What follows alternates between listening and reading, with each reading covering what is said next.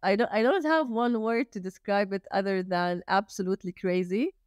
I mean, what I did back then, for sure, like 100% sure, I would never ever be able to do it again. It was an energy that was Uh-huh. at that time, and I just wanted this so badly.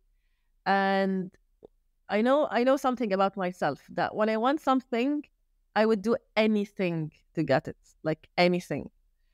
So I literally did anything.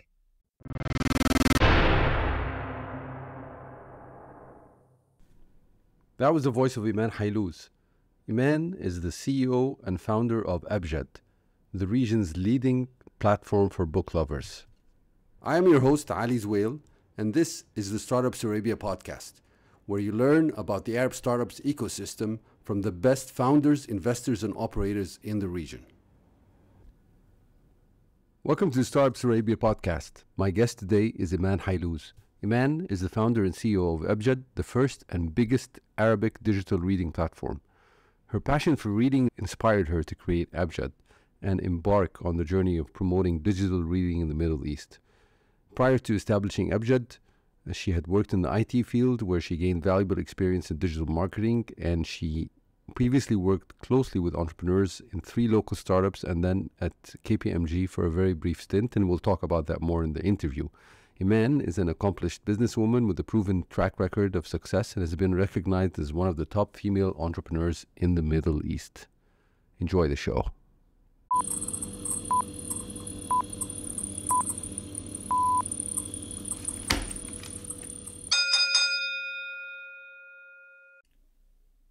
Welcome to the Startups Arabia podcast, everyone. My guest today is Eman Hylooz, and it's a pleasure to host her today because I am a lover of the industry she works in, which is the book industry. Eman is the founder of Abjjad, which is, well, she's going to talk about it, so I'm not going to talk too much about it, but it's supporting and giving joy to over 1.5 million Arab readers across the region, and helping them as they enjoy books together and consume books together, and helping the publishers in the process. I'm not going to go into her, her story. She's going to tell us more about it. But it's a pleasure to host you today, Eman. Welcome. Thank you, Ali. It's a pleasure to be here with you. Looking forward for the conversation. Wonderful. So maybe we can start by, in a few minutes, if you can tell me the story of how you came into this world of startup. Oh well, it's a long story, but to cut it short, I would say that like almost 10 years ago or more, like 11 years ago now, um, I heard about an accelerator, a backslash incubator called Oasis 500. They started in Jordan, and they were giving like seed investments for people that has ideas. But what's better than the seed investment that they used to do like something called the boot camp, which Yep. is like 7 days of being there from 8 a.m. till almost 8 p.m. Listening to other people, other entrepreneurs, learning how to do a financial model, how learning what is a business model, learning everything about how to turn your idea into an actual business. So after those 7 days, I was like really amazed by everything that happened there, and it was like a completely different thing. I didn't know the word entrepreneur back then, so it was all so new to me. And they told us that if anyone is ready to pitch, we're open for pitching like after a week after the boot camp, where you can prepare your pitch deck, you can prepare your financial model, and you can do all the market research that we taught you how to do. Taban, of course, in the middle of those 7 days, there was a lot of homework to do. So I was talking to publishers and talking to bookstores and trying to get some market research about my idea. And I decided to just jump in and to do the pitch right after this boot camp. And I did the pitches were like 3 stages. If you pass the one, you go to the next one. The first one was with the team of Oasis 500 at first, then CEOs of some companies in Jordan, and then the final would be with the CEO of Oasis 500. I passed the 3 stages, and exactly in May 2012, they sent me an email telling me that you were accepted and you're going to get the seed investment and let's start. So I had a full-time job back then. I quit and I jumped in the whole thing. So this was the absolute start of how the journey started, and from there, all the regular stuff of the MVP and testing with the users, fundraising, talking to investors, till the stage that we reached right now, which is in December 2020. We were able to secure our Series A of $1 million. Great. So can you tell the listeners more about what Abjjad does? So Abjjad right now is not Abjjad 10 years ago. Abjjad right now has become, if we want to also cut it short for everyone to understand the business model and what we do, I like the description of the Netflix for the Arabic books. So it's a subscription-based platform that provides unlimited access to Arabic ebooks for a monthly or an annual subscription. So any user can download the application, they start their monthly subscription, and they have access to a growing library of Arabic ebooks. Okay. And I mean, you were emphasizing the Netflix aspect of it. But Yeah. what about the reviews and the social aspect? Is that still there, or is that not so dominant? It is there, but the difference is that when we started, the core business was about the reviews and ratings and quotes and sharing and the social aspect. We were like the Goodreads of the Arabic books. And then when we grew and started to understand the market needs more, we understood that there's a bigger gap in the market than the reviews and the ratings and all this stuff. The bigger gap was that people don't have legal access to Arabic ebooks. And the publishing scene was totally pirated. You can find like millions of PDFs that you can download online, and everyone is sort of consuming this in a crazy way that led for the whole publishing industry to be at risk. So a legal alternative had to be there where people would pay for this digital content, and to kind of educate the Arabic user that there's a big difference between a PDF and an ebook. And in the West, they were like 20 years ahead of us when it comes to digital content and audio content and all that. So it started as a community of people to review and rate, but it grew to become more focused to provide the ebook. And at the same time, on the side, you can also review and rate and follow other users and stuff like that. So it's still there, and people still write reviews and rate books, and they use Abjad to understand the buzz around the book before reading the book. But the core business has become providing the ebook. Interesting. So when you say the core business, do you mean in terms of, obviously this is where the revenue comes from, but Yeah, you of mean the course. core business in terms of the value? Because I mean, if you were, let's hypothetical thought experiments here. So if you were to take out the review aspect and the buzz and all that stuff about the Yeah, books and yeah. discussions, would the other part be as strong, or would it be weaker, in your opinion? It would be weaker, of course. Now, building the community first, as tough as it was when it comes to generating revenue, because that business model we could not generate any kind of revenue from. Yep. So, and we can't run a company without revenues, and depending on just having traffic and users and fundraising. Of So course. it has been. I don't think Abjad would have had a better journey than it was, although it was tough. That we started with the community with all the tough part of not generating revenue and depending on funds and all that. But because Abjad was like really focused on the community of readers, when we kind of pivoted or I would like to say added the ebook aspect, it kind of was a competitive edge that we never thought of, like precisely. Like we did not think about building a community and then building the ebook. It just happened within the journey and the understanding of the market and the limitation of all the resources that we had.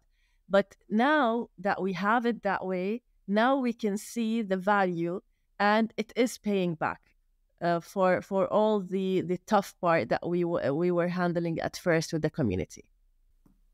Yeah, it's weird how life works. And I Yeah, mean, let, let me ask you, I mean, the community aspect, you started with it first, yeah, um, and it was going well in terms of that the community was growing, there was engagement, there was all that yeah, stuff. But I have a feeling, I mean, that you, as a founder, you were suffering because there was no revenue, and absolutely. you were kind of, yeah, exactly. So, I mean, it seemed to be going well, and you have all this maybe press and awards and things like that. But you know that at the end of the day, as a startup, you need the money. It's not working. So how did you come to this conclusion that you need to add this feature? I mean, how did that happen? How did that? No, you know, when also when we had the community at first, we knew that the community alone wouldn't generate, and we had a business model in mind. But the business model that we had in mind, after testing it with the with the clients were the publishers actually.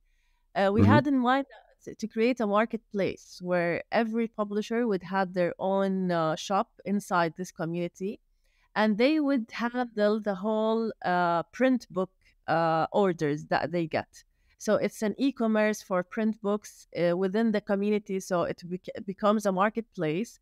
And to solve all the dilemma of the having the book, or is it available, is it in stock, is it out of stock, and all this stuff, we would have the publisher to be the owner of this, and he would deliver the book to the user. And of course, we would empower them by doing integration with the shipping companies, the payment companies, all these kind of stuff. But they have to be the owners and the ones who would manage this shop.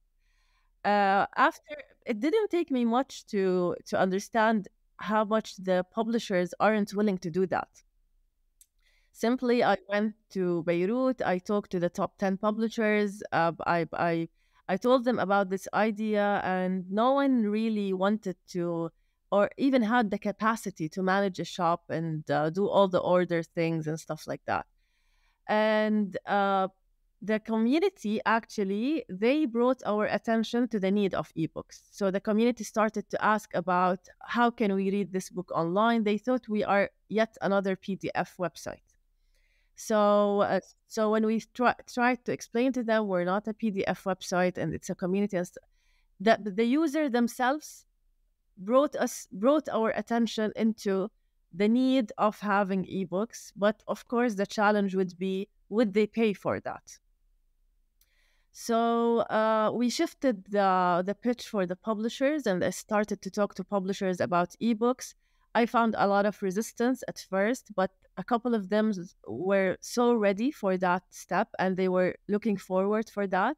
So I signed with the low-hanging fruits, which were ready now. And also, I didn't want to focus on the small publishers. I wanted to get someone big who's ready, and this is what I did. That I got a big publisher who was ready at the moment, and we kicked off with them, and then it's a snowball, you know, one publisher after the other. The resistance became like a bit easier, but it took years for that to happen. And we started with a business model that also didn't work, which was because the PDF was for free, and we were too afraid to introduce payment into the thing. So we decided to do an ebook with ads, where the ads would pay for us and the publisher. Hmm. Of course, it didn't work. It got a lot of traffic, but yeah, nothing, almost nothing in revenues. Like Yep. the ad based model is so tough to get it right. And those who did are really huge, like Facebook and Google. And it's like big companies يعني. ف... ف... this is where we started talking to a lot of people, mentors, people who worked in this scene, people who understand all this. And from all collection of information and from our research, like Spotify and Netflix and all these kind of apps, they also have all the stuff pirated. Yeah, I mean, music is for free everywhere, but yet they made people pay.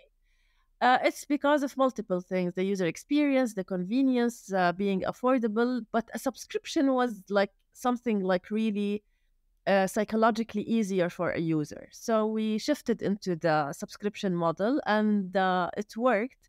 It worked in 2017. So 2012 till 2017, you're talking about 5 years of suffering and failing and trying and failing, and everyone would think that things are going well because we were taking awards and there's a lot of word of mouth, and people would think that this is a very successful company. It was a failing company. So in 2017, we started to see the first subscription revenue, and it was growing.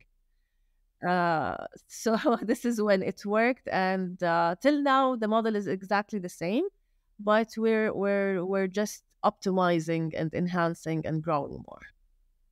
And the beauty of this story, I mean, it has several aspects to me. I mean, one of it is the internal kind of behind the scenes suffering that that's there. Yeah. While on the stage everything looks wonderful to everyone, and maybe some people are envying you. Yeah. The other is communication and the importance of really listening to your customers, so both negatively and positively. So you go into the publishers and listening to the fact that they are just not accepting the way you want to do things, and doing that. So that's the negative listening, so to speak, or listening to the negative feedback. And then there's on the other side, the people who wanted the books and were telling you, hey, why don't you give me the PDF? Just give me the PDF here. I'm interested. So that's kind of the positive listening. Okay, what does True. the What do market they want? really want? How can Yeah, we how can we make them pay for that? Yeah. yeah. Yeah. And lastly, there was what I really the thread that's like there is always, you're always like, as a startup, we want the easy solution, so to speak. So we're just going to let the marketplace with the publishers, they're going to do everything basically, and we're Yeah, just going to yeah, count the yeah, money and do that. Okay, that's not going to work. Okay, let's try something else, but also we'll put the ebooks, but then we'll have ads, and that's just going to do, and we won't have to manage subscriptions and do all that, yeah, and yeah. multiple that's not going to work. So really the hard path is usually the The path, way to the go. way, yeah, the way to go. And we just waste so much time, knocking on other. Okay, let's take that easy door. Oh God, it's closed. Oh, let's go to that dead end, etc. And it's just a real cool story for me of perseverance and persistence, and just seeing it through to the end. And Yeah. I'm sure that first few dollars that came in 2017 were really beautiful They were feeling. like, oh yeah. They were like seeing the impossible happening. Yeah. Yeah, yeah, yeah. So that's, sorry, a bit of a long commentary on that story of yours. So you maybe going back to the first thing you told me about how you came into this world. I mean, you graduated computer science, you were a quality control, and then a business process kind of a person, very structured stuff, and then you went into digital marketing, and you're a management consultant, and KPMG, global company. You've only been there Yeah. for 3 months, and you go to this boot camp, and then you decide to resign and start Abjjad. Yeah. So, Yeah. what was your thinking at that time, and what were you feeling at the time? How did you convince Actually, yourself? also يعني life brought me برضه I didn't think about it and I didn't like really look for it, but when I graduated from my computer science, that was almost 2005, I think. uh, it was like the golden age in Jordan for the IT companies, or the software houses, يعني. Yep. And I worked with people where the CEO back then, when I joined, he was 28 years old.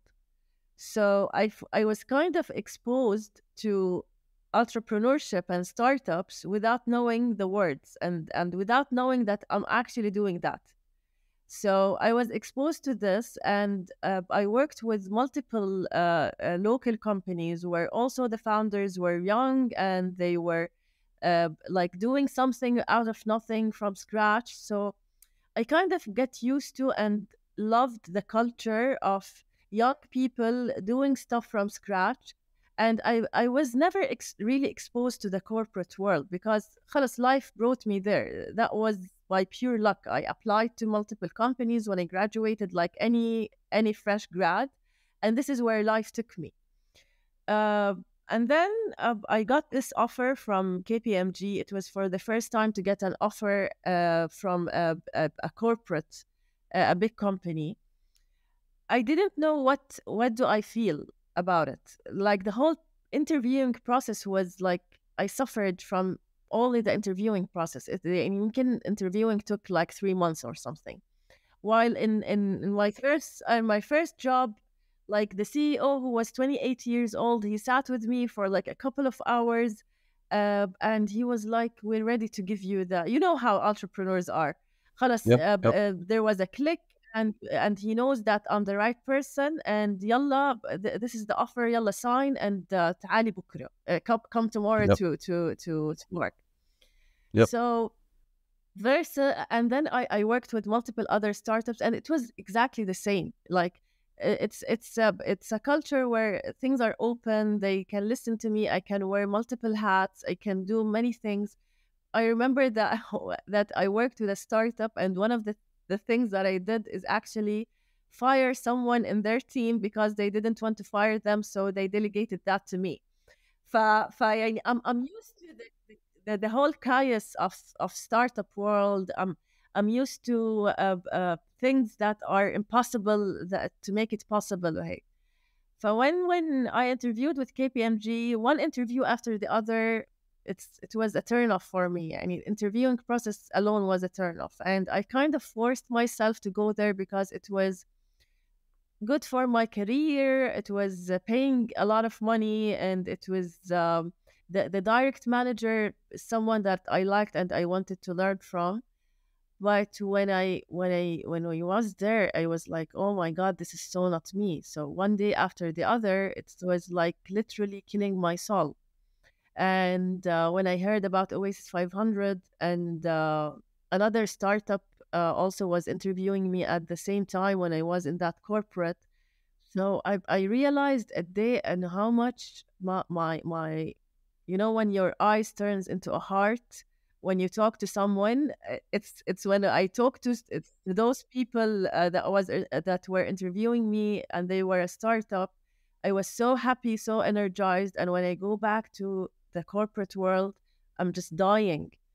For I realized that there's maybe more into life than the career and the big corporates and they need big salaries and stuff like that, and maybe just go after what makes me shining.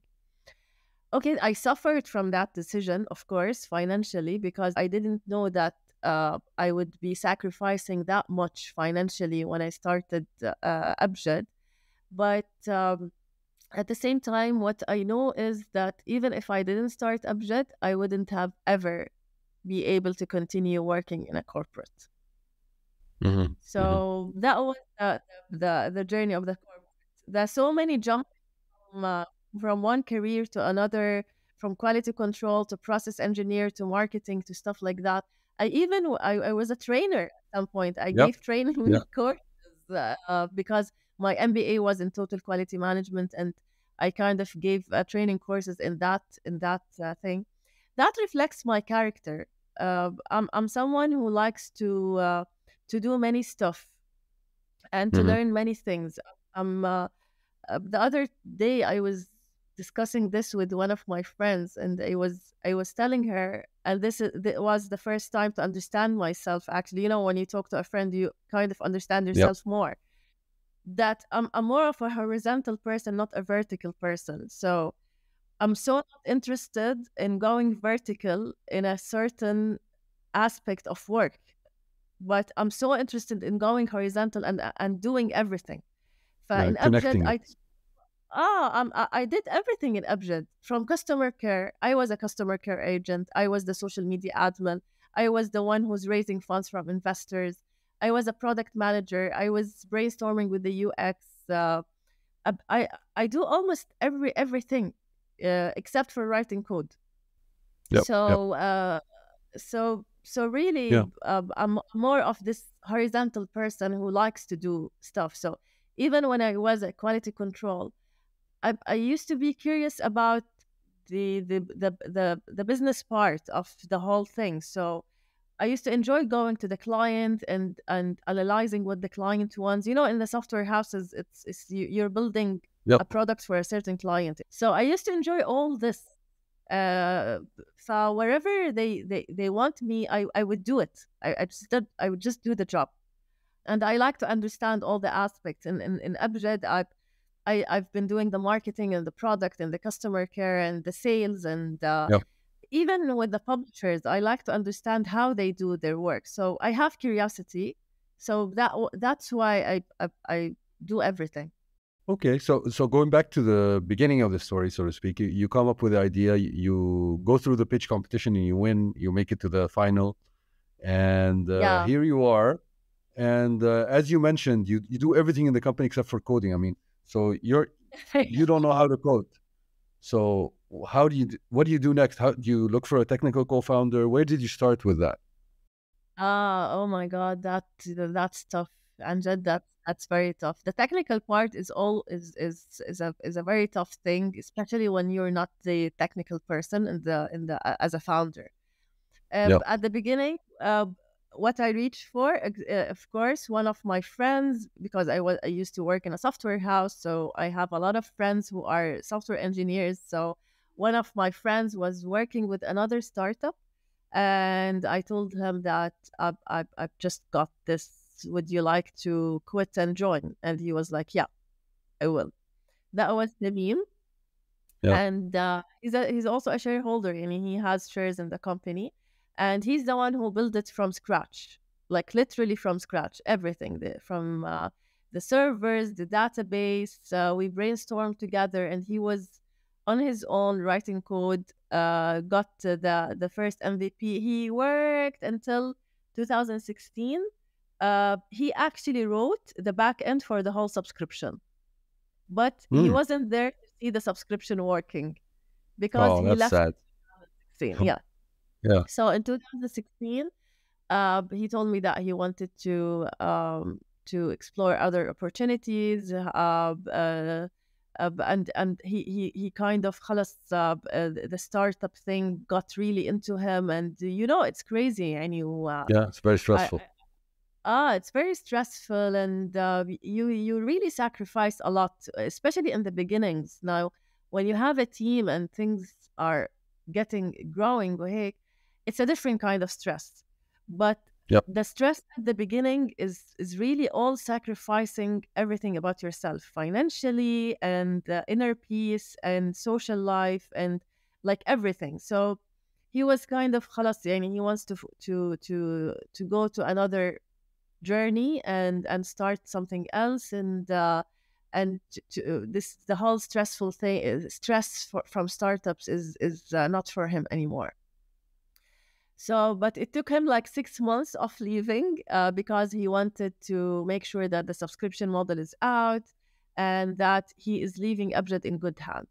So he looked for alternative, and he looked for someone to handle, and he did a handover for that person, Yep.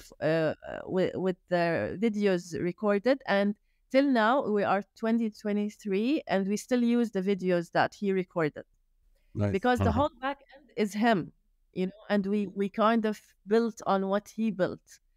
Until now, of course, he was the one who interviewed our tech lead, that is currently our tech lead. Hmm. All the tasks and all the reviewing and يعني خلاص, once you are a technical co-founder in a company, you're always this technical co-founder, and I always get back to him when things are when we want something like really huge to work on. So Yep. till this date, he still interviews with us and stuff. Nice. Um, and So then from yeah. one software engineer to another Yes. to another to another till now, alhamdulillah, we have a product team.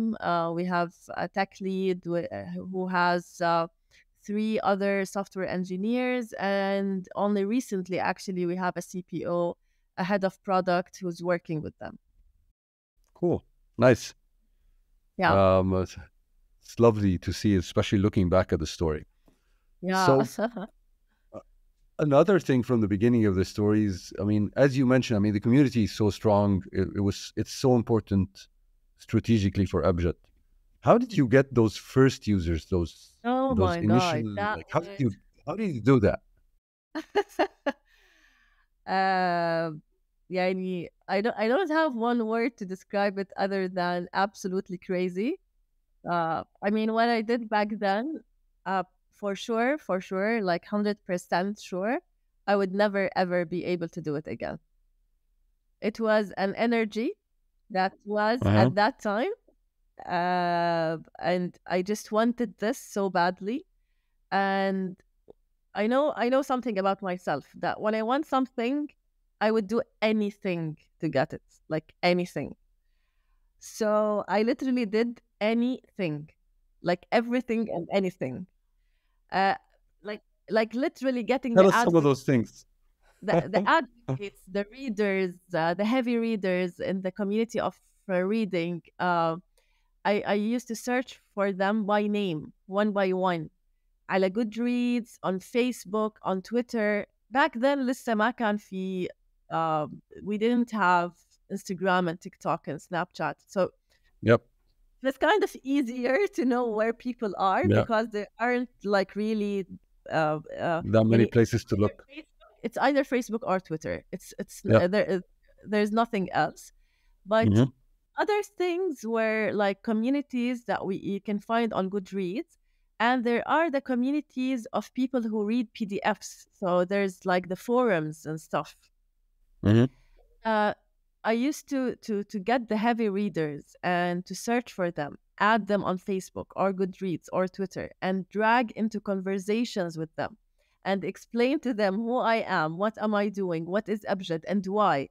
Pitch for them as if I'm pitching for investors, and to get them. يعني uh, me and Tamim, we agreed that the date that we're gonna get Abjad running was 18th of June 2012. 18th of June 2012. It's very Uh, quick. yeah. Oasis gave us the money 1st of May 2012, and we got Abjad out in 18th of June 2012. So it took us exactly a month and 18 days. Wow. During this month and 18 days, while Tamim was coding and getting the website up and running, I was building the community of Abjad on Facebook and Twitter and Goodreads, and telling everyone that on that day, we want to all sign up and start writing reviews. So on the 18th of June, we had like, I don't know what was the number back then, but let's assume it was like 5,000 users. But the good thing Wow. is people started writing reviews and ratings on Yeah, this day. wonderful. And then I started to, I wanted to make the network bigger. So I started to hire like community managers to talk to other people. And I was literally on Twitter was, by the way, the best user acquisition tool back then. I used Twitter to headhunt authors and readers, and to make them retweet us. And whenever we got a retweet from مثلا big author. I remember that Moeed Barghouti, when he did a retweet for us, we got like Wow. 3,000 users on the website. He's such a And lovely person. He was. Yeah. Allah yarhamu. I love Allah him, cool. and Yeah. Yeah. actually he was a good friend of Same here. mine towards Really? the end. I finally met him, and we Wow. became friends. And yeah, That's beautiful. I Wow. absolutely enjoy every Lucky single. you. Yeah. And And also, of course, his wife. I mean, they're both sure, my incredible favorite, of authors. Yeah. course. And we Anyway, sorry. yeah, Yeah. لا, it's okay. Things that are illegal to do now were somehow legal to do back then. هلا ال APIs تبعون Twitter and Facebook, they don't allow you to write on behalf of the user whenever you like. Yep. Back then the APIs weren't that protected. Nice. So whenever a user would sign up, he would automatically tweet and Facebook on his Facebook account أنا الآن من القراء على أبجد. I am now a reader on Abjad with a link Yep. for Abjad. So this is why I wanted the advocates. لأنه when Yep. one reader who has a lot of followers on Twitter would tweet that, his followers يعني literally what we call now influencers marketing. I used to Yep. do Yep. it for free Yep. through spamming people and headhunting users and begging Yeah. users to tweet about us and begging users to write reviews about us and stuff like that. Yeah, I wouldn't call it spamming, to be honest. I'd call it like really pitching and really convincing and communicating and working Spamming on it. because spamming is like, I am now a reader on Abjad. This is so illegal nowadays. No Yeah, API yeah. allow you to do that ever. So, Yeah. and everything that you do on Abjad used to reflect on their Facebook and Twitter, like writing a review, rating, writing a quote. You can progressing in reading. You can all see them reflecting on Facebook and Twitter if Yep. they have Yep. signed up through Facebook and Twitter. Right. And it just shows the importance of, when there's a new platform and the platform is growing, you can sometimes have opportunities that you won't have later on. So you better like ride that API wave till the end and make the best use of it. True. And I think the core lesson I'm learning from you here is the importance of going to the market and having a way to do that. Just starting with 5,000 users, because a lot of, especially like technical co-founding teams, what they would have done is they're just going to build the product. We're going to make it a great product. We're going to think of all the cool features people are going to love, blah, blah, blah, blah. And, put it out there and then, hey, where are the people? You didn't ask anybody here. How should they hear about you? So unless you're building like a really, حتى if it was a purely tech product, even if it was a purely tech product, you still need, I think you need 2 to 3 co-founders. You need the technical, you need the business and the sales, which was me and still me. And maybe a third, I would say maybe someone, the creative person.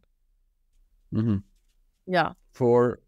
When you say the creative person, what do you see as their role? The look and feel, or maybe because that was my pain back then. The look and feel of the brand, the messages, the whole whole thing. The design-oriented person, so to speak. Yeah. The design-oriented person. Yeah. Got it. Yeah, of course. Yeah. And and some, of course, products are really lucky in the magic, that they have so much product market fit. The design can really suck, and it's still, people use it and things like that. Yeah, but most people don't. If you chose that, well, mostly you're not.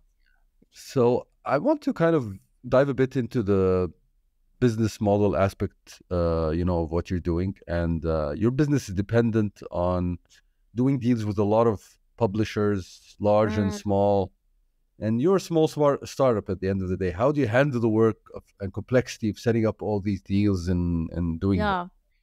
It was the same state of mind that I had when I created the community of users. Like, it takes a lot of lobbying and a lot of talking, and you need to go big first. It was so easy to sign with all the long tail publishers, but we didn't want those, because those have the books that no one would read. Right. So we knew that, uh, and at the same time, there's something in the Arabic publishing scene, is it's very fragmented. Yani, Mm-hmm. for the English language, you would like see 2 3 publishers Yep. that owns like 80 90% of the whole publication. Yani, there's a lot of capitalism in the world of the English language publishing scene. Mm-hmm. But in the Arabic world, it's very fragmented. So the top publishers would be like around 100, Right. not 2 or 3. Mm-hmm. So and also the Arab world, when you target the user in Saudi Arabia, it's totally different taste than the Egyptian user, and then Mm-hmm. the users in North Africa, and the Levant users, and the users, Arabic users living in the US. There's a totally different taste here and there. So you can't like really have 2 3 publishers, and you would think that that would work for everyone. So what I did is exactly the same. Is it took me a lot to sign with the first 4 or 5 big publishers, and from there, I sort of go to the next publisher and tell them that I have this publisher and I have that. Mm-hmm. Mm-hmm. And you need to kind of know who do they trust. Okay. So don't mention a publisher that they hate, like they would hate you. Yep. And and build like a good success case study with a big publisher, and see that you're dealing with him in a very transparent way, very ethical way, and you're adding value to them, so they would talk about this. Mm-hmm. لأنه the publishers and the publishing scene, they, like any other industry, they all talk to each other a lot. Mm-hmm. They're friends. They go to like 15 different book fairs all around the year together. Yep. So they're always talking, and they're always discussing stuff. So you need to maintain a good word of mouth. Mm-hmm. So what I did is that I really, really, really put like impossible kind of effort to sign with the top 10 or 20 publishers. Like one of the, Mm-hmm. say effort, I يعني يعني one of the publisher was like 4 years to sign with them. Uh, another was like only last year. So Yeah. since 2016 till 17. now, I Yeah. was trying Yeah. to get them. لا, أنا Yep. the convincing for the publisher was before 2017. It started Yeah. Yeah. 2015 Okay. because I Yeah. was preparing for Yeah. this. So since 2015, I was attending all the book fairs that happens in UAE, in Egypt, recently Saudi Arabia, Lebanon, and I used to go to their offices.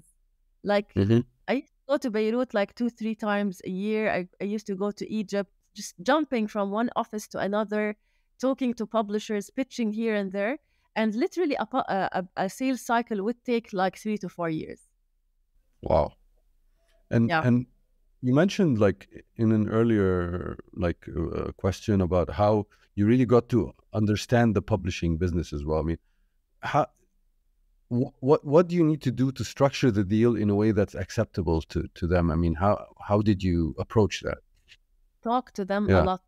Like I used to stay in a meeting for more than 3 hours, talking, Yeah. listening, asking, like what you do in a podcast. I would do with a publisher, but privately, like Right. asking about every single detail. How did you start?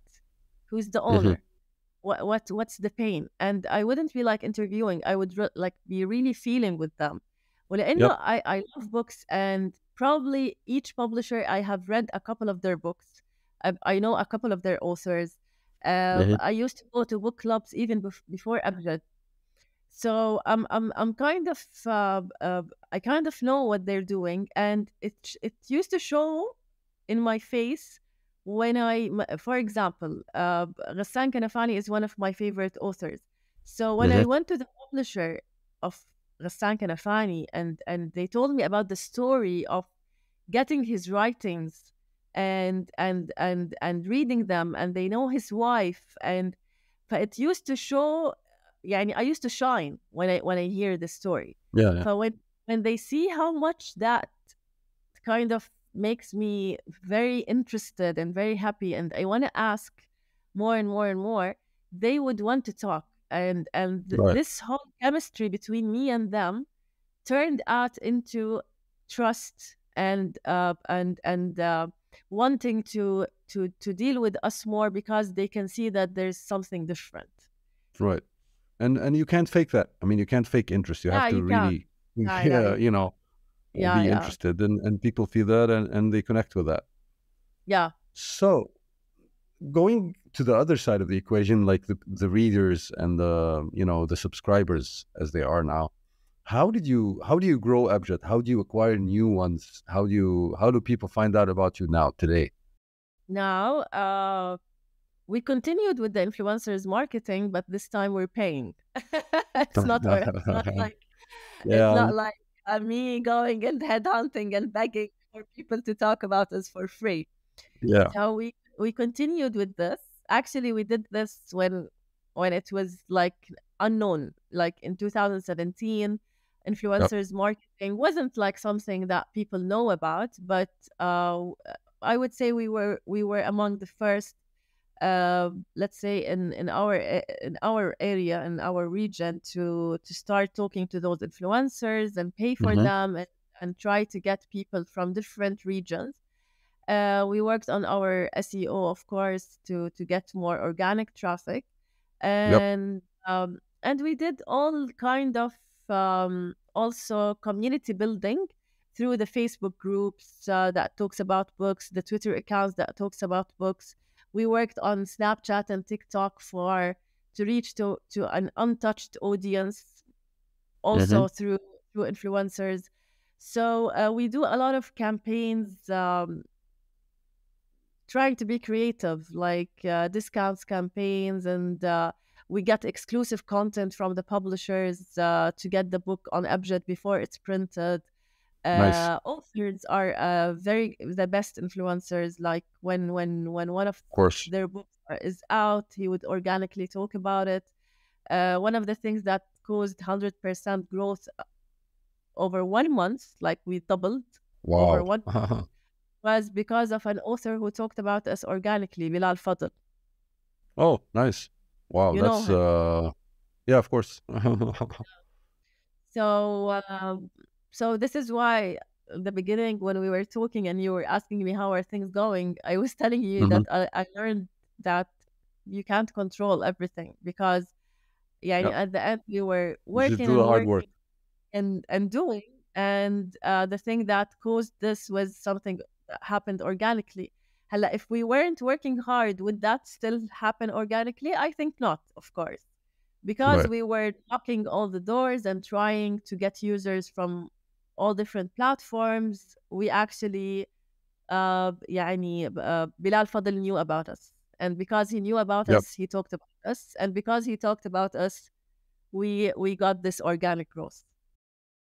Nice. He has a huge audience, of course. Yeah, of course. So okay. Looking back at your story, kind of, and the suffering in the beginning, and not having revenue and all that, do you think you it could have gone another way, or should you have been thinking about revenue generation earlier in your story, but you didn't know that that was the case?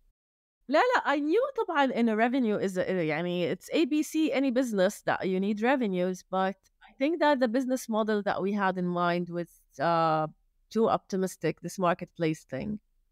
Right. And I didn't kind of go to the publishers at an earlier stage. I was really Hmm. focused on the readers and the community.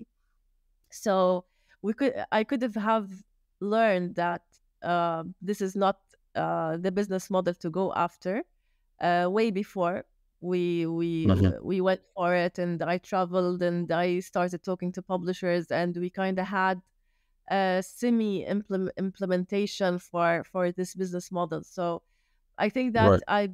I was late to knock the doors of the publishers.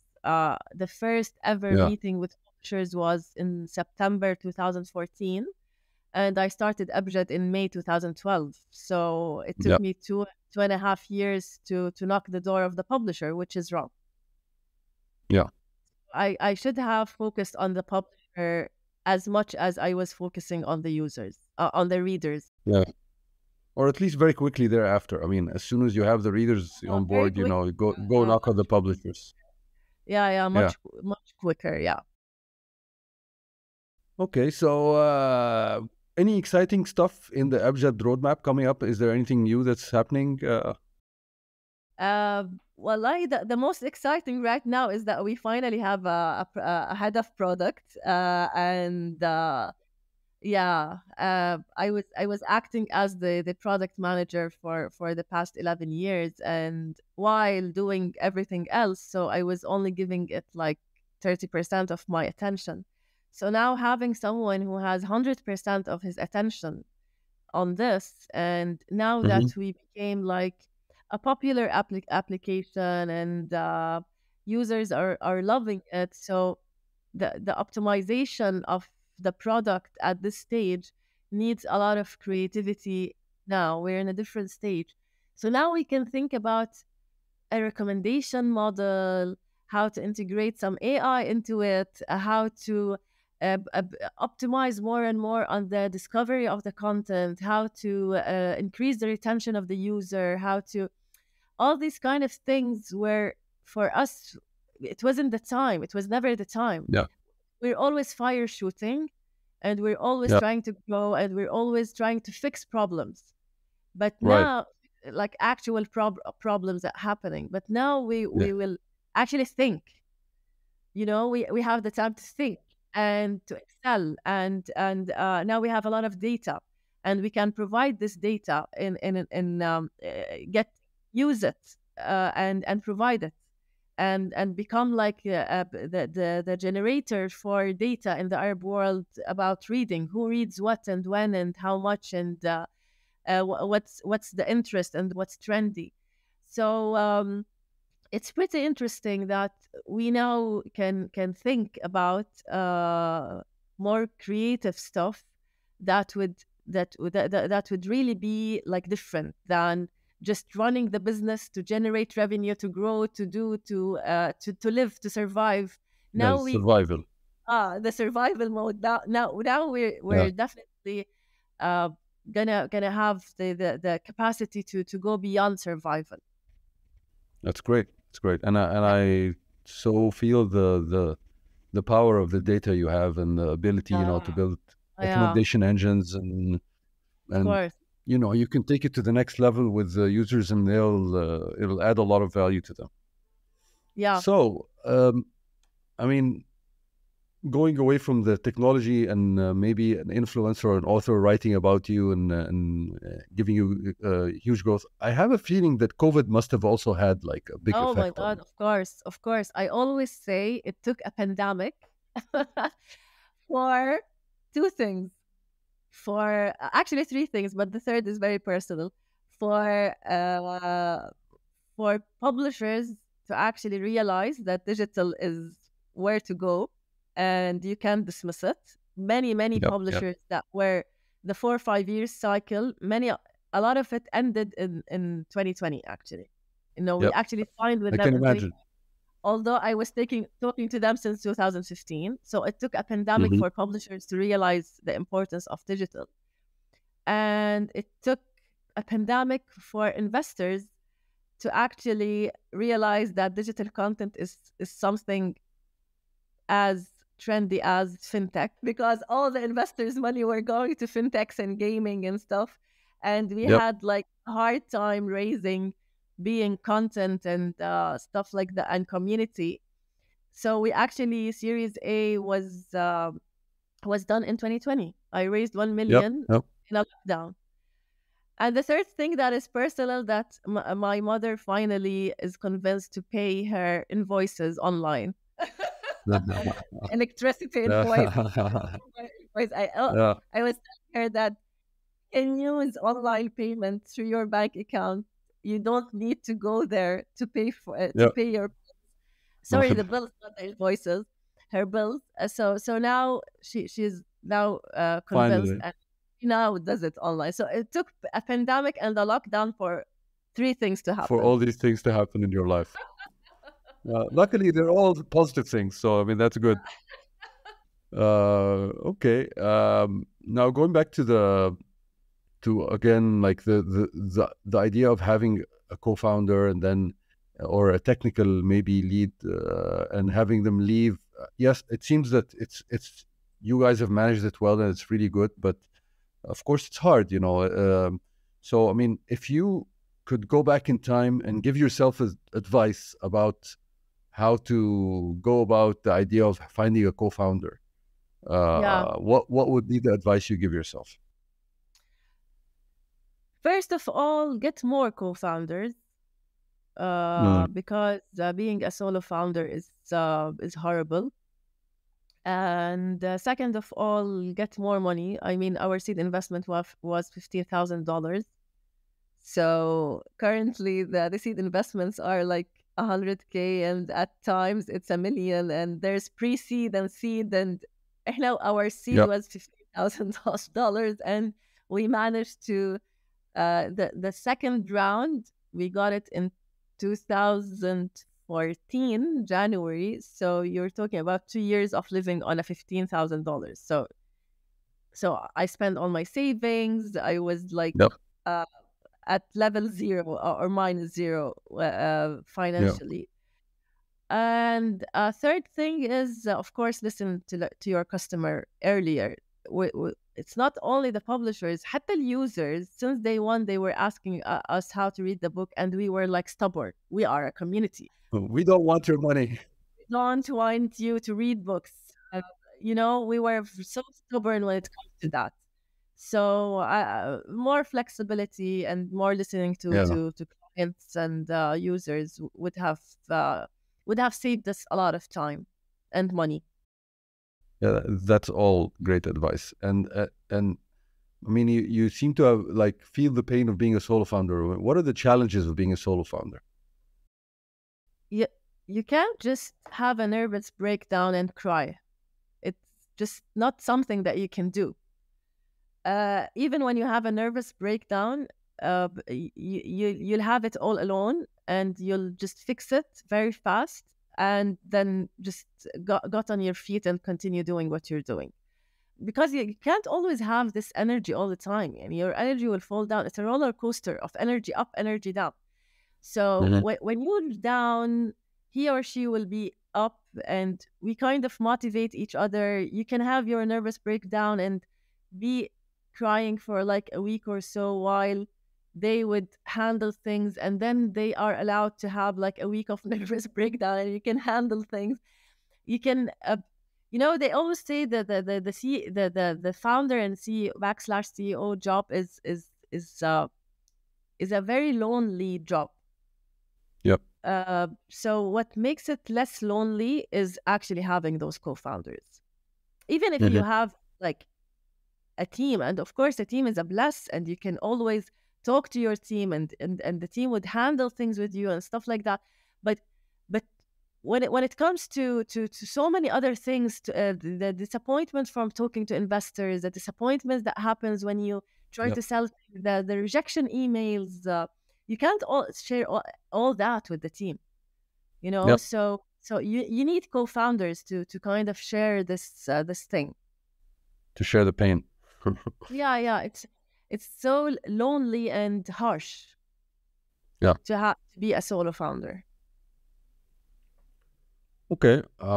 Let's leave that sad note and go to something else. Yeah. Um, you raised a round of equity crowdfunding, um, like from over Oh. 40 investors. So what made you go down that path? How did that happen? Because content and communities, as I told you, it wasn't trendy and sexy for the investors. It's actually a turn off for investors. Hmm. Investors didn't want that. When we started Abjjad, So you everyone had no wanted. other choice. I didn't have another choice. I had to go to the tough path because investors were so obsessed at the beginning with e-commerce, And when they realized that e-commerce isn't really working in the Middle East and things weren't as good as they thought would be, at the beginning, everyone wanted us to be e-commerce. And maybe that's why I was influenced to do this marketplace, because I was Yeah. also brainwashed that the only thing that would work is e-commerce. Right. So I was kind of brainwashed to do this marketplace thing, and then the trend becomes the gaming industry, and then the fintech industry, so content was never something trendy except for now. Now Mhm. it is. Now people Yep. are thinking of digital content as something that is trendy and sexy for investors, and it's kind of Mhm. let's check for that. But at the beginnings, we didn't have that. Yeah, we have the pandemic to thank for that again. Yeah. So yeah. So what do you recommend? I mean, since you did an equity crowdfunding, what are the best practices for doing something like this, in your opinion? um like to have like 30-40% of the round guaranteed before you kick off your campaign, so you Right. can create word of mouth from that. For example, يعني, it's all a game of word of mouth. Now we reach 5%. Oh my god, we reached 10%. Oh my god, now we're at 40. Only the 90 days left. يعني, it's like a game. Yeah. So Hmm. you need to have the 30% guaranteed before you start, because the 30% will bring you the 70%. Right. And this is almost what happened to us. Yeah. So you reached out to the people in your kind of Yeah. mentorship sphere, people in the reader community. Users, a lot of Yeah. users has invested, friends, family, investors, mentors, anyone. Yeah. Hmm. And get that ready so that you kick off with a bang. Yeah, so you can kick off with that and get some names. So you would say Hmm. that XYZ invested. So why don't you come and invest to add some credibility? So yeah, you need that to make it happen, Right. and of course you need like a nice video that is short and would just get the message out, and you need to put yourself out there, Hmm. talking to investors, because some of them would want to talk to you before they actually transfer the money. So Yep. you need to make yourself fully available. So for 90 days, I was like extremely and fully available for the campaign. Okay. Cool. So on the subject of fundraising, you raised as you mentioned, like the Series A round, like well into the pandemic, December, I think 2020, Hmm. right? $1 Yeah, yeah, million. yeah. So what are the goals you have uh, based on this round of financing? What do you want to achieve with this money, or what have you been working on? Yeah, of course. We reached like 160% growth in revenues between 2021 to 2022. So how did that happen? Actually, by investing a lot in the product itself, because the product has issues. Mhm. It had issues in 2020. Mhm. So the whole subscription thing needed revisiting, and and a lot of payment gateways needed to be introduced. Like we introduced Stripe, Fawry for Egypt, all the digital wallets in Egypt, Vodafone Cash and stuff. Stripe, Yep. so it would like accept all kind of credit cards and Visa cards in the region. We needed to introduce semi-annual and annual subscription. We needed to kind of redesign the whole landing experience, the homepage of the app, and we needed to kind of be much faster in the digitization of the content, and so we needed a much bigger content team, so the content pipeline would just flow easier, and we needed Mhm. to spend in marketing, so people would understand who are we and what are we doing, and why would I pay if there's PDF for free, and what is a subscription model as a start. So we spend a lot in product, a little bit in marketing, and a little bit in content. Right. And what was the process of doing this fundraise? How did you go about it? Yeah, so the key word for the fundraise is to have a lead investor. You need a lead Right. investor who has the guts to lead fully, due diligence, legal, financial, technical, understand the business with you, be all in with you, pitch with you. And so I was lucky to have this lead investor. So Hmm. but it's not only luck, it's luck. Really, you know how luck Yeah. that is around the hard work. So I knocked Yeah. Yeah. like 1,000 doors till my door was knocked, and I was reached out by a lead investor that I've never knocked their door. Interesting. Yeah. So he came to us, he did his research, he was interested in what we're doing, and he was like, I am interested in leading this round. Nice. So when that happened, it worked out. Before that, Yeah. I was just knocking Yeah. doors, either not hearing an answer or hearing a yes that then doesn't go anywhere, or hearing a no, or it's it's like a lot of checking and talking and going back and forth, and Yeah. it's a horrible process. Yeah, I mean, Yeah. it's very rare when you meet a founder who says, "I love fundraising." It just doesn't it Yeah, doesn't happen a lot. it's painful. Yeah, it's Uh, painful. yeah, it is. So you mentioned now when you were talking about what you were doing with this round that you had to your marketing had to convince people to pay for the PDF, so to speak. How did you Yeah, do that? I mean, what did you tell them? How did you figure out the message? a lot of campaigns that talks about what is the difference between PDF and ebook, because there's Mm, a big difference. An ebook is something that you can highlight and search and increase the font, and it has an amazing reading experience, while the PDF is an image, and most of yep, the time yep, it's scanned, and sometimes it misses some pages. Come on, yani it has a yeah. missing content. So we had to do a lot of campaigns to tell people what is the difference between PDF and ebook. Hmm. And the next thing is to get people to use it. The best thing that worked is actually to give people a lot of promo codes to use it for free. Hmm. Just use it for free, get hooked, love it, and then you'll pay for it. So this is Yep, this is yep. what worked the most. Like, use it for free. Interesting. Go on, use it for free. We don't want money now. We don't want revenue. Just use it, use it, use it. Abuse it. Yeah. Take promo codes a couple of times. Do whatever you want, but uh, realize the difference. When they started to realize the difference, they started to talk about it. The word of mouth has brought the rest of the people. Right. So going on a different note, I mean, a bit away from Abjad in a direct way, you've been tweeting recently about the importance of being present. Tell me Yeah. more about that.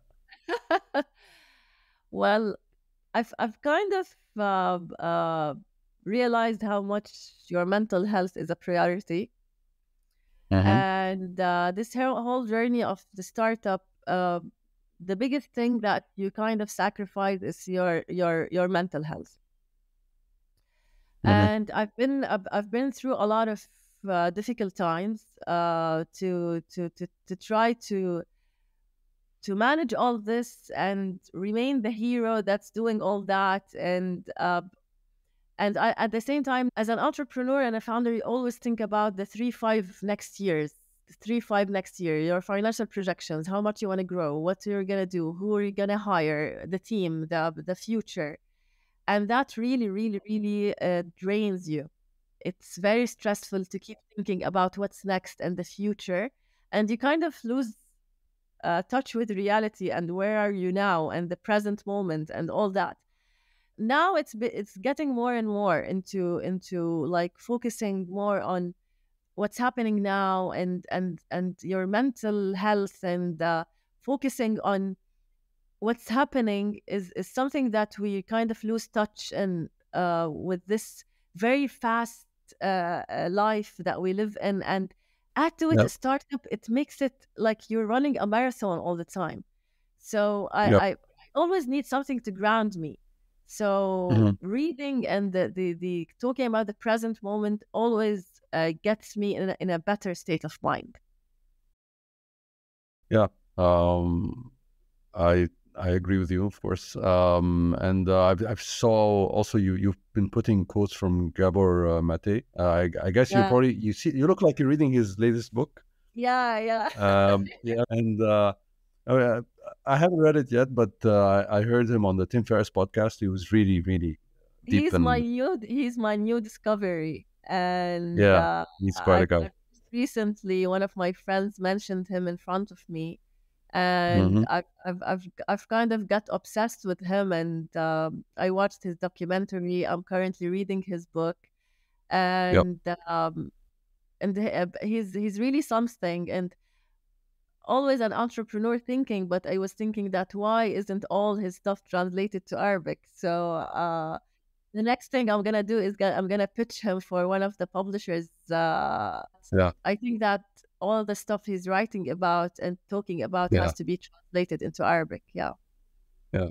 I would also recommend you listen to his episode with Tim Ferriss on that podcast. Yeah, I heard that he has a nice Yeah, podcast. it was. Yeah, Yeah, I mean, yeah, his episode with Tim Ferriss was Tim Ferriss. I recorded with him. It was really good. They touched a lot of the things you might like.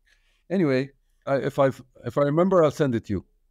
and Inshallah. please do, please do. All right. On the subject of like reading books, and some would say the books are less and less relevant. I mean, the idea of spending like days reading hundreds of pages, you can, while Yeah, you can follow the best expert on the subject and they'll be blogging like 2 or 3 page articles about it, or yeah. maybe a 60-second TikTok video that says, really cool things and all that. I mean, what do you think about that? You think it'll be less relevant? No, no, no. I always say that whenever you get passionate about something new, in sub, forget about, for example, startups or anything. Like Hmm. Gabriel Mate, you got obsessed about him. You would find that there's a whole audience and the whole world revolving around this new subject that they are talking about, and you never knew it actually exists. So Hmm. there's always audience for every single thing that you would know about, things that you would never imagine that there's even an industry that's talking about it. So as much as the attention span of the new generation is getting shorter and shorter with all the TikToks and Snapchats and the reels and the 2 second things and the 10-second things, but a book is a book, and a book is always, I say that a book is always the source of every other media. It starts with a book and it becomes a movie, sometimes a song when it's poems, sometimes a series. From a book you can get a bunch of reels and TikToks talking about a subject that you have read in a book, podcasts, documentaries. But when you think about it, mostly it's like 80% of the times the source of that all this media was a book and an author. Or several books. Yeah, Yeah. like Gabriel Mate, يعني his books actually brought him to do now a documentary, a podcast. People are interviewing him. I'm sure there's gonna be a center somehow talking about his philosophy and how to. I think he's very much into the addiction and how to solve the addiction problems for people. Yeah. So so a book is always the source of these things, and a lot of there's always an audience, even if it's a niche market. But even a niche market is a big market. Now the word niche market, people think that it's always a small thing. No, a niche market is actually a big market, but you need to know how to reach to them. Those niche market would always want to know the source of the thing. Like me, Yeah. I'm not interested in this man, I heard him, I saw a couple of YouTube videos, I saw his documentary, but nothing at all would actually satisfy my curiosity unless I read one of his books. And this is why Mm. currently I'm reading one of his books, because everything else for me is nice. Yay, hello, a documentary is nice. But if I don't dive into his mind and read every single detail that he wrote, I would never be satisfied. And I'm not the Mm. only person. There's a huge bunch of people just like me. Yeah. And add to it another thing, that reading by itself is also entertaining, because you can be reading a fiction novel that talks about whatever, something that's totally fictional, and it would be like a page turner, and you wouldn't be able to sleep unless you read it. So it's turning into also something just like watching a movie. Yeah. It's as Much better, in my opinion. yeah, so no, I don't think so. And I don't think that even the digital books would actually kill the print books. It's, what happens to newspapers is not going to happen to books. Book is Mm. something else. A book is something else. It's the best gift. It's something tangible and close to your heart. Digital and audio and stuff like that just made it easier for people to consume content and to reach to content, and more affordable. But a print book is going to remain there, and it's going to remain important, and I don't think it would ever disappear. Yeah, I agree.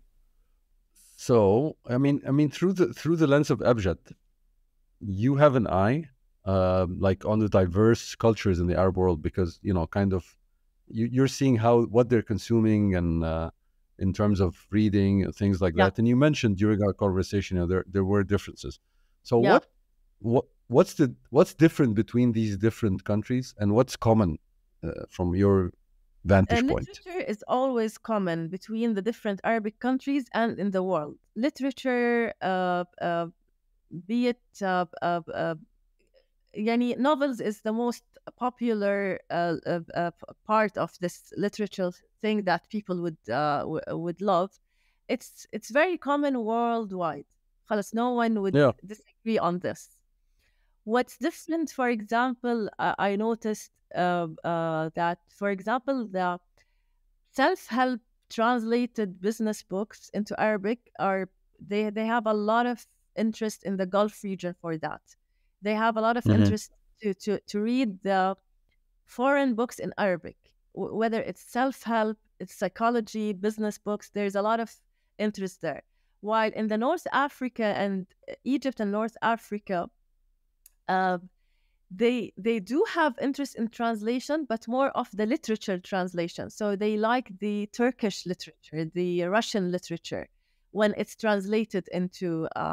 But the translation by itself is something that really, really interests the Arabic speaking user. It's kind Okay. of introduce them to different cultures and make them explore the world through the Hmm. translation of the different authors. So it Yeah. is like something really. But So, yeah, philosophy is is there something that anything common? Oh, philosophy. Sorry. philosophy Go ahead. is becoming trendy Yeah. all over the Arabic region. Like, people are noticing the importance of philosophy, understanding it. Some authors are actually writing for the ABC of philosophy. Got it.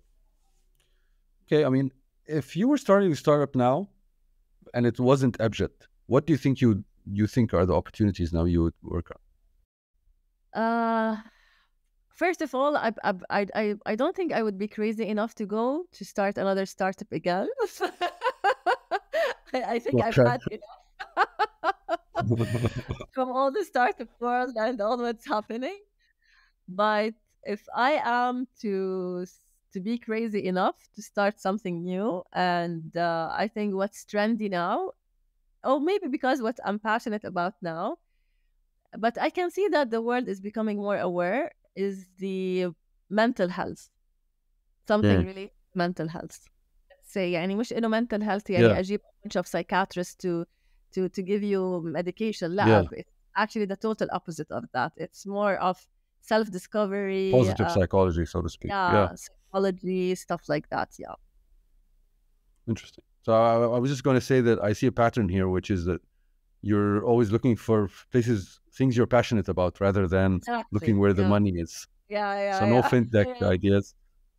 Yeah. Yeah, so Uh, I'm so bad at like jumping after an opportunity only because it generates money. I can't do yeah. that. If I'm not passionate about it, I can't do it. Unless it's something that I'm doing it on my own, standalone, like investing or I don't know. But I wouldn't like be able to create a team and have advocates and stuff if I wasn't like really passionate about it. Okay. Fair enough. And so, I mean, uh, you were just saying about how crazy it would be to start a startup, you know. So, what advice would you give someone who was thinking of starting a startup? I mean, why not to start a startup?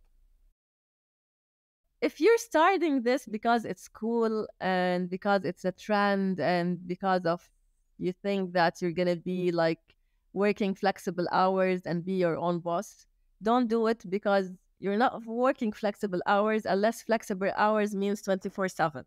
This is the flexible hours unless it means that you're gonna wake up in the middle of the night and start working on something because it just gives you a lot of anxiety that you can sleep. And if you're not uh, um, hard worker, like really, really, really, really, really hard worker, it wouldn't happen. So if you're someone who likes to enjoy life, don't do it because the first years you're gonna give up enjoying life. Hmm. So so Or you have to find joy in the work itself. But I'm trying to, yes. you know, put a That's positive why twist I on it. only do things I'm passionate about because Yeah. yeah, at the end it's gonna become a really big thing in your life. Like so, Yep. if you don't like it, your life would be you'll be miserable. Great advice. So yeah, No, go I ahead. think that only like 10% of the population should be the entrepreneurs in the world. Hmm. And those 10% should have a lot of support mentally and financially and from the 90% of the world. Uh, okay, so okay, I mean, you were just mentioning that as a founder, I mean, you don't have a direct boss. That's good, of course, but how do you motivate yourself? How do you decide what you do next? Actually, that's not true. Everyone is your boss. My publishers are all my bosses. I mean, a Uh-huh. publisher can make me work in a weekend if he wants to, because he's my client and if he needs something or if something is upsetting them or whatever, I would be there for them. So I think that my clients are my boss. I think my team also, each one of them is my boss on his own because I mean يعني I don't know how to translate that بس خادم القوم سيدهم. I really believe in Yeah, this yeah. sentence. Yeah. So This is roughly translated as the servant of people is their leader, so to speak. yes, So I yes, mean, and there exactly. is this like concept in Western management science of servant leadership, by the way. So, but Yeah. that's So a more recent thing to the yeah. and I'm a typical servant leader. That this is the first time to hear this concept. Thank you for mentioning it.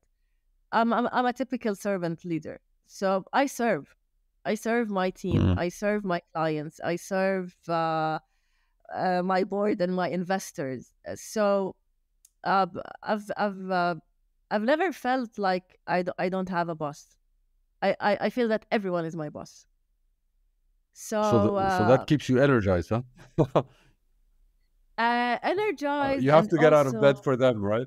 For your boss. yeah, exactly. Also sometimes pressured and stressed and because you speak differently to each one of them. So it's like being a different person with each one. A user, a reader is not like an author, not like the publisher, not like a team member, not like a board member. So it's a lot of pressure. So talking about not to start your startup is that you need to be, you need to serve all the time. So if you're starting this because you think you're gonna be the boss, you're not the boss. Everyone else is the boss. Mhm. You're just serving, and you're just Yeah. coordinating and creating harmony. You're not bossing anyone, by the way. Everyone is bossing you. So So it's you a better very, believe in the mission. yeah, you better believe in the mission. Yeah. So going on a different track about the Jordanian ecosystem, what are the major characteristics of the Jordanian startup ecosystem in your opinion? See, we had golden ages, and I would call now the dark ages. Oh. We had the golden ages, and we were like, Jordan was on the top at first. Like Osama Fayyad Mhm. started Oasis 500. It was the first incubator ever. The king himself actually motivated this, supported this. The richest people in Jordan were very much supporting all that, and it was like the golden ages, really. And I'm so lucky to be a part of this back then. Then life happened, and we have like a lot of competition, like Egypt, UAE, Saudi Arabia. They started booming with a lot of startups, investors, incubators, accelerators, and I think that they have started later than Jordan, but made it faster. Mm. So now we are behind because we were not fast enough in let me say consistent. We were not consistent. Okay. So I see that things are. Um, I think that things were better before. Right. Okay. That's fair enough. And despite all that, I mean, you have a lot of Jordanian entrepreneurs that are pretty good. It's just for our listeners, not. I mean, Jordan is not is one of the smallest in terms of population. I mean, it's not a Yeah, huge yeah, population yeah, yeah, yeah, in the Arab world. Definitely it's punching above its weight, so to speak, in that sense. yeah. What do you think is what are the key things? And of course, it's not oil rich. You don't have capital, a lot of capital like No, no. the UAE and Saudi Arabia, for example. So, I mean, what do you think are the biggest things that are doable that need to be done um, In for the Jordan, ecosystem in Jordan? Yes. I think the whole environment of the country needs to be investment friendly, more investment friendly. Yeah. The laws of starting a The company, legal aspect. Yeah. yeah, yeah, yeah. I think the legal aspect is not very um needs to be optimized, because as a country the infrastructure is so good. I mean, starting a bank account, our internet connection. I'm sure this is a very huge problem in Egypt and in Lebanon, for example. Our infrastructure in terms of country, it's a safe country, it's a calm country, it's a country where I would think it's the best country to have the kitchen of your startup to be set up there. I mean, it's not Hmm. a country that you can target as a market, not at all. You need to target, if you're targeting Arabic speakers, you need to target Egypt and Saudi Arabia and Algeria and all the big countries. But Hmm. it's a great country to have your back office in there, your kitchen, all the operations, everything, because we have an infrastructure and it's a small country and it's calm, and we don't have this issue of the big countries of traffic and people living in a very fragmented places, and you can't like really, it's very easy to meet with your team. It's very easy to meet with people in Jordan. I mean, in Yep. Egypt, it's like it's a nightmare just to meet up with a couple of your friends. Yep. Each one is living like an hour away. And same thing, by the way, in Saudi Arabia, Riyadh is huge, and you need Yeah. to drive a lot. And UAE has a lot of traffic. So infrastructure wise, I think Jordan is excellent. but the environment is not investment friendly in terms of the legal stuff and the whole setup and all these kind of stuff. Although we have very talented people, and I think this is Hmm. because of education. We have information technology was in our education at an earlier stage than any other country in the Arab world.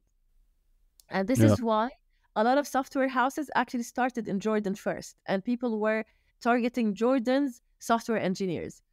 But what Hmm. happened is Egypt was faster than us, and in Egypt they introduced information technology maybe at a later stage than Jordan, but they were consistent and faster, and that made the whole information technology become in Egypt. So, for example, now the Abjjad software engineers are all in Egypt Uh-huh. because we couldn't find any Interesting. more in Jordan. Yeah, Yeah. they're all actually either leaving or getting a better offers in Yeah. Europe, Or and very expensive. Yeah. they're very expensive. So I think Jordan has been always good in the start, but the consistency makes it always go behind afterwards. Hmm. Okay, that's great advice. So, and what would you like to change about the startup ecosystem in the Arab world? What would be the thing you want to change? I don't know if the word is, I can say it in a podcast, so feel free to make it toot if you like. But I think that we have to cut off bullshitting a lot. I mean, Okay. they are raising a generation of delusional entrepreneurs. Like, Mm. really, Can you tell they're, me more? I mean, in yeah, what sense are they delusional? you know that I'm now rejecting 90%, 95% of any request to be on a panel in an event, to participate in a startup thing. And if it wasn't you, I wouldn't have even agreed on doing this podcast because I'm really sick of all the bullshit that's happening in the ecosystem of the startup world in the Arab world. I mean, they're really delusional. They're talking about something that doesn't exist. They're building this generation of people that don't understand what does it take to really make a product succeed.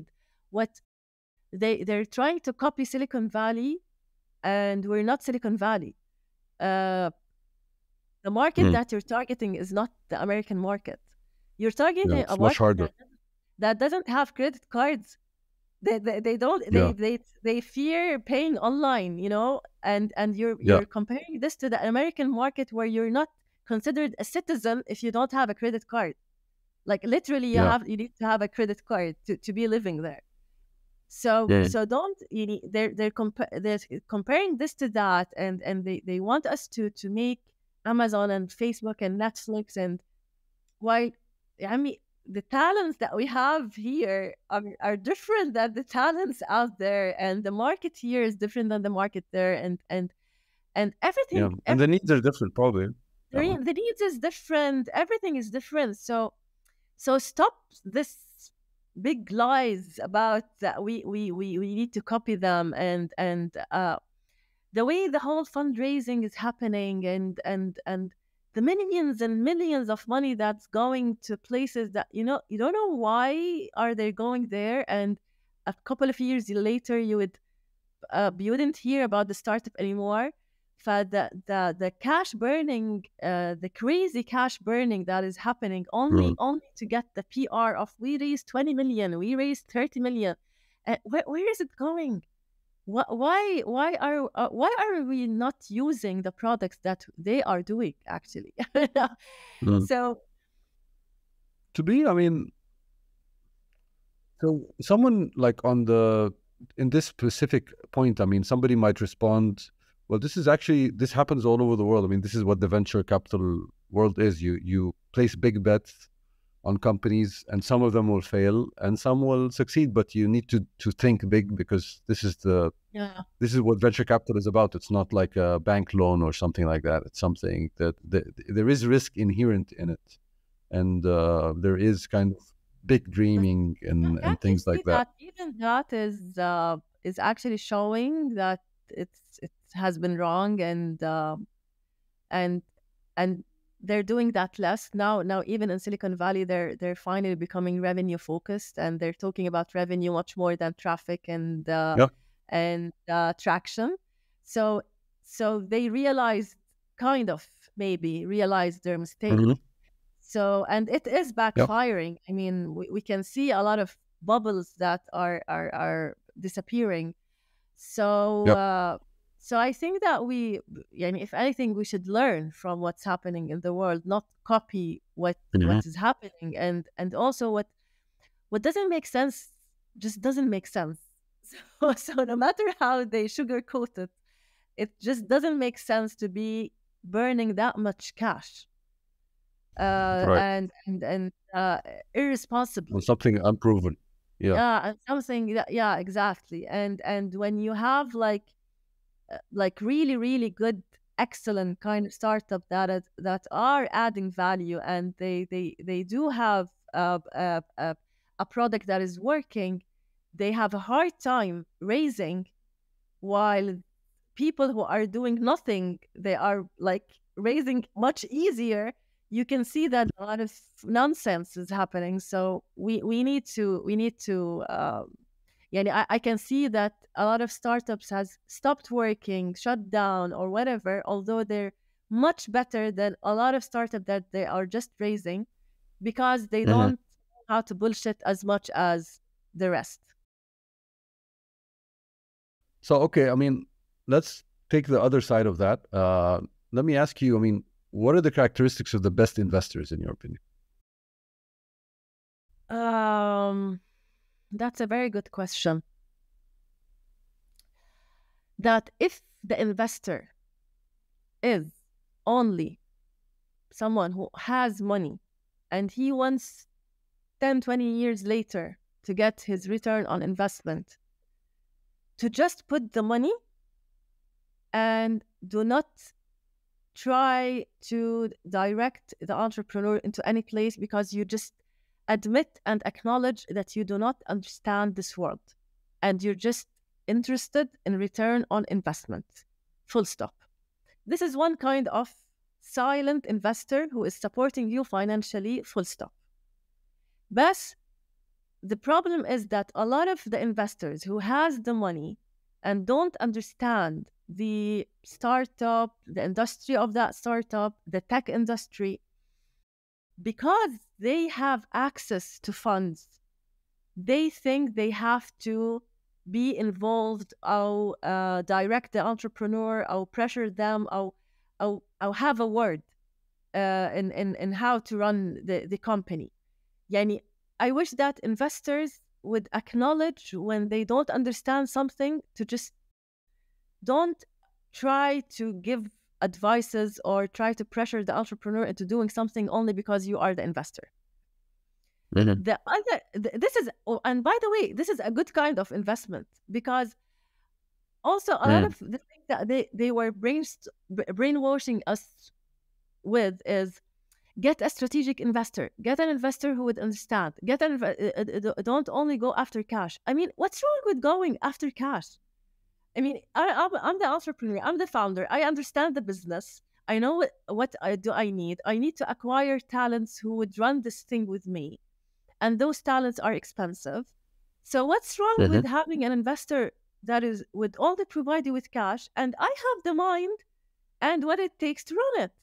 Leila, why should it have to be because if you want the investor to also be a strategic investor who would add value, who would help you, where should I get this person? Yani, you're looking for one in a million, and he's rich, or has someone A or fund. having a PC or whatever, has access to funds. I mean, you can't find all that. Let's be realistic. There are mentors Mm. that there are consultants that you can pay them. There are mentors who are generous with their time. There are talents that you can hire them for that. Right. Okay. So now, like going to something maybe from your personal experience, I mean, like as a female founder in the Arab world, I mean, do you think this handicaps you in any way, or yes, no, how? No, I mean, it's the same. I mean, I have a lot of my friends are founders or ex-founders or entrepreneurs everywhere in the world, be it female or male, we all suffer the same. We all have the same challenges. We all suffer the same. I mean, I've never noticed a certain kind of suffering that is gender related when it comes to entrepreneurship. It's always the same. Maybe you can ask, maybe because I don't have kids, that made it easier. The difference is if you have kids and it's not only gender related, it's the mother and the father. I think it's equally hard for a father and a mother. I mean, you can hardly be a father and sacrifice that much in Mm, your life. So yep. having a startup doesn't allow you all the time to be the provider in the family. Yeah. Yeah. Yeah. Yeah. As a father who had this, like, was in this situation, it is a source of kind of pressure in some aspects, but it's also you could say a source of nourishment in some other aspects as well. Really? So it kind of balances out. Yeah, Yeah, it that's depends, not I think, on and I was talking with a couple of people, including Ayman, who yeah. Yeah, yeah. He said that. our mentor. Yeah, yeah, Right. yeah. That it can be a source Yeah. of support actually sometimes Yeah, when yeah, nobody yeah. else kind of believes in you. So I mean, Yeah, it depends, as everything in life, I guess. So true. Ayman, Very. 5 years from now, what do you Yeah. think Abjad will be doing? I think that yani 5 years from now, Abjad will be the kind of the one and the only place for anything related to Arabic books when it comes to the digital world, be it digital audio, podcasts. I mean, we will be diving vertically into the books, the Arabic books world, Hmm. when it in the digital world, in Right, all kind of formats. got it. So now we have ebooks. I think we're gonna end up having audiobooks. We're gonna have kids books, interactive books, podcasts, maybe short movies. Anything that comes out of an Arabic book would be in this application. Got it. And you made a. We've been going for so long. I'm respectful of your time, but you made a new question occur to me. It's your fault, not my fault. When you said interactive books, Yeah, um, how do you think the role of like artificial intelligence? I mean, yeah, do you yeah. I think do you worry one, about it? Yeah, but not at all. It's on gonna the be a contrary, tool. huh? It's gonna be a Okay. tool to feel up. It's gonna be a tool of. I'm so excited to see artificial intelligence getting into our world more and more, and where we can use it.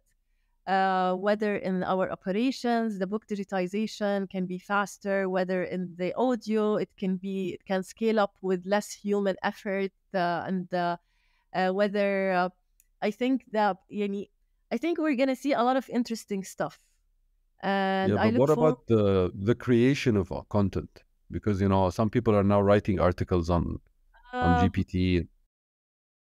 why would that worry us? I mean, in the content generation, I think that artificial intelligence would be good up to 99%, and there is always a 1% human effort that is needed.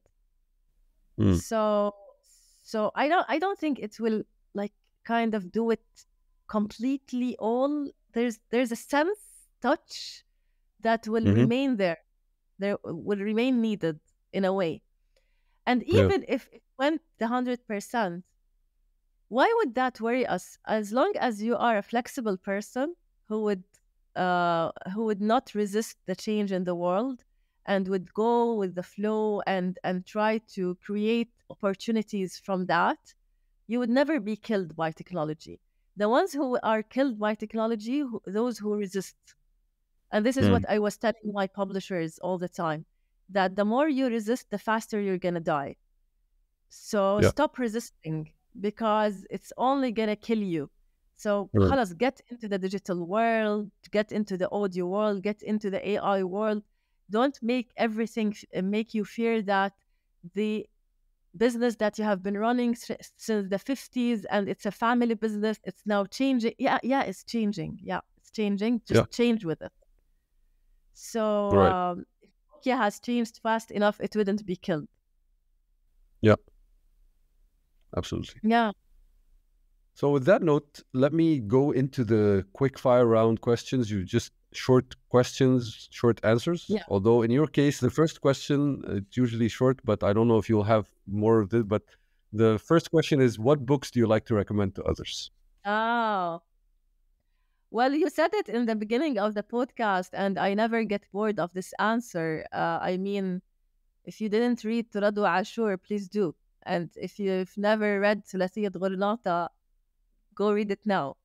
You're missing a lot in a beauty that will take you to another world, and you can dive into like a week of reading something absolutely beautiful and absolutely brilliant. So go read for her.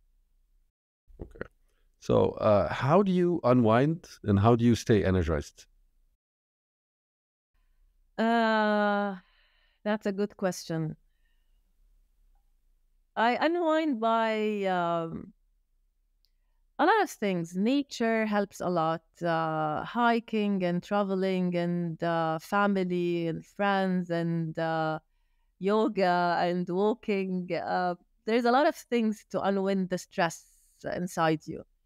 Um, I really love nature, so that really energizes me a lot. In work, specific in Abjjad, through my publishers the most, and my team. Right. So through interacting with them. Yes. Okay. Third question: how do you think? Who do you think we should host on the podcast?